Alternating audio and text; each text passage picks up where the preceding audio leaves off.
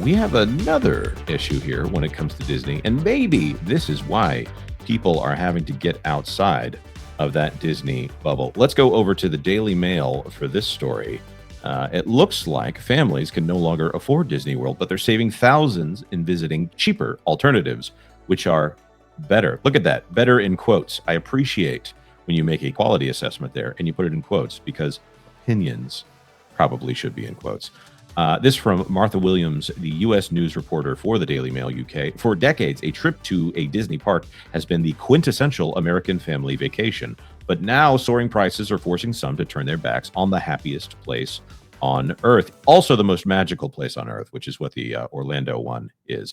At minimum, entry to Disney World cost $119 per person, making it increasingly unaffordable for families.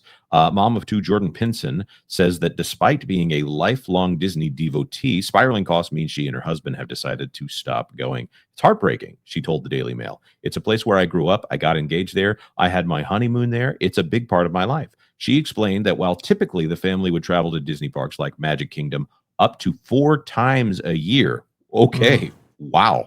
They have given up their annual passes and are suspending visits completely. So that 120 mark, that doesn't affect them. This would be like the Incredipass would reasonably be the thing that they're talking about here. I'm thinking if someone's going that much, they're not going for the Pixie Pass, which is more in the, $400 to $500 range. It's been a while since I bought a Pixie Pass. Yeah, I think that's why they reference the $1,700 price point in this quote right here, because I think you're right, Jonas. I think they were going for something. Yeah, when we started out with annual passes in 2016, they were $100. Now they're $1,700 per person, even for my 3-year-old. So probably not quite the Incredipass, because I think the Incredipass is over $2,000 right now, isn't it? Or is that the Incredipass? It's probably the Incredipass. Forgive me on that. I also feel that the perks have gone down. The price of tickets to the park may have also increased as well as things like character dining. And there he is, one of the 3 amigos there on his own. Look at that. That's hardcore Disney right there. I speak Phoenician. He's got the new Disney Star Wars there.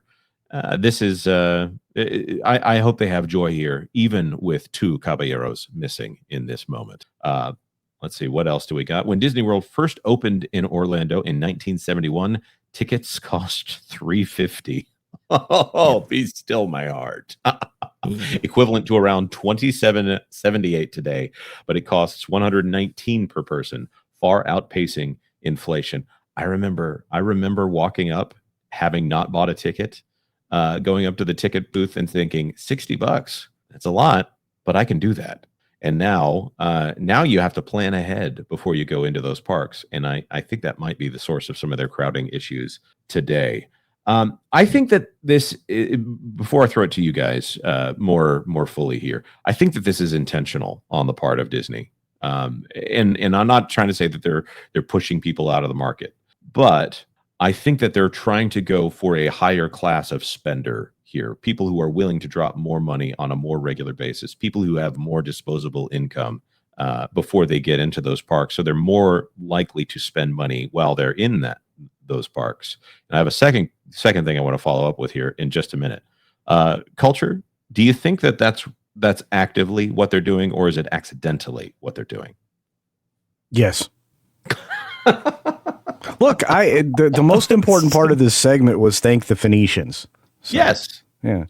And look, I think about all the steps that they're taking, and if they accidentally get something right, congratulations, because you haven't on purpose been getting anything right.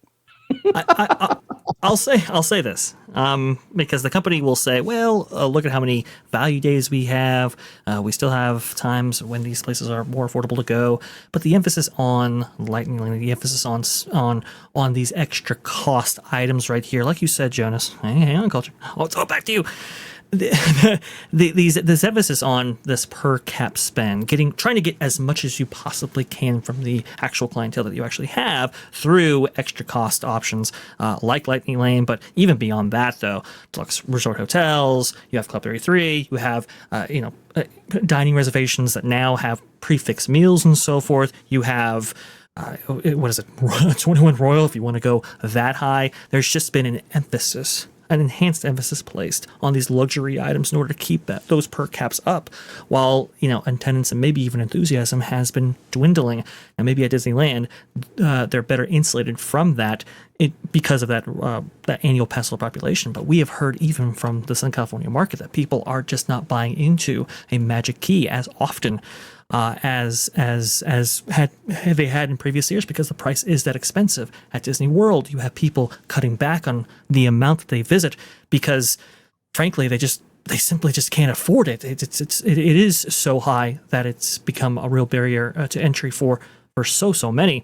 And what does that cause the company to do? Well, they place emphasis on, okay, let's go ahead and raise those per caps, bars and so forth. You're seeing right here, 21 Royal featured at New Orleans Square. Culture, your thoughts, please. Well, no, value to who? Because Disney may say they're creating value options or these, family discounts or whatnot, or these extended vacation discounts or whatever. But who's that of value to? If you're already so exorbitantly priced, if there's already such a difference between, a budget experience and a super rich person's experience, who's getting a value here? Rumor has had it, and I haven't believed it, but I'll do some looking into it, that Club 33 is rotating through their list right now, which never happens. Go ahead. That brings me to the second half of what I want to ask here. This used to be an American rite of passage, and maybe even a global rite of passage, based off of the fact that I was always seeing pale Brits in Speedos at the water parks over there. So maybe this is a international rite of passage, going to Disney World on at least once in your life. Do you think that that's being priced out of the American experience at this point? I think they long abandoned that idea.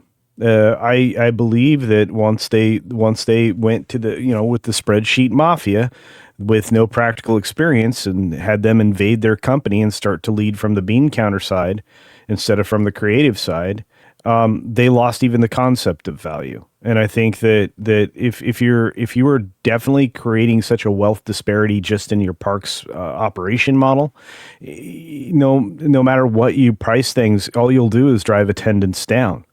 I would say that it's not the weather, it's the pricing, it's the thing we've been talking about for a long time. So whether or not it's an American rite of passage or an international one, it's neither now. And they did it in a very quick period of time. Yes. They alienated people through pricing, and then they further divided them. Talking about being divisive, Disney's one of the most divisive companies on the planet. They further divided them into who can now afford a lightning lane. And everybody was arguing with me about FastPass. Oh no, this will never be a pay to play. No. The only reason changing the legacy system that actually worked, one of the few and only things that were going to work, and they made it a pay to play if you were an on-site hotel guest and you got your Magic Band in the mail, and then they took away the ability to get that for free and started charging for Magic Bands. And then they took that a step further and created an entirely different FastPass experience. Guess what? That's not a value. That's not a perk. That's not something available to everyone. It's not balanced. It's not fair. And right. The days of us saying it's Disney, it's expensive, but those are gone. Yeah. And this article actually highlights that culture, as you beautifully pointed out right here. Financial analysts say that with expensive add-ons like line skip passes, Disney has created a pay-to-play model where you need to spend extra for a better, more worthwhile experience. Fortune also found that over the last 10 years, Disney World ticket prices have grown at almost 9 times the rate of inflation. It's absolutely massive. It's huge. And so for the American consumer looking to keep up with that, even if you treat Disney as a lifestyle brand and people are very sympathetic to the brand and have attached themselves to it so closely, it's very difficult to keep up. And it's profound what we are seeing. Unfortunately for park visitors, as ticket prices have swelled, so too have price tags on merchandise and refreshments. How many stories have we actually covered here in that park place where we have thousands of items at either the Disneyland Resort or the Walt Disney World Resort going up at the same time? This article actually mentions some interesting things. The family that was featured there early on, they talk about how, I think it was just 5 years ago, how they stayed at, maybe it was 6, at Caribbean Beach Resort for, I think, $180 a night. Now, I tried to type in kind of a stay on the Walt Disney World website and kind of see how much that same room might be going for today. You can see right here for just like the middle of the week in the middle of April 2026, you can see that for a standard location view with 2 beds, that's about $320. So that's almost double from what it was when this family actually stayed at that same resort just a short time ago. And that really highlights that not only are you paying more for per ride with Lightning Lane if you opt into that feature, but you're also paying more for concessions. You're paying more for food, for merchandise, for rooms, for lodging, and especially tickets. And I would say they're probably driving people back outside of the bubble with their current pricing structures, which is the opposite of the Eisner era, which was to get people on property. It was still always expensive to stay on property. I think this is something that I would love to know everybody's thoughts in the comments on whether or not this is something that, ironically, Club 33 sitting right there as they try to make Club 33 more accessible, quote unquote, more accessible to regular guests. They try to turn Disney into an aspirational luxury brand here instead of something that, in my opinion, it used to be something everybody in the world could do at least one time, have that big Disney vacation. Love to know your thoughts in the comments. Thanks for watching That Park Plays News. For more information, consider checking out www.thatparkplace.com. And don't forget to subscribe, share, like, and send this out on your favorite social media accounts.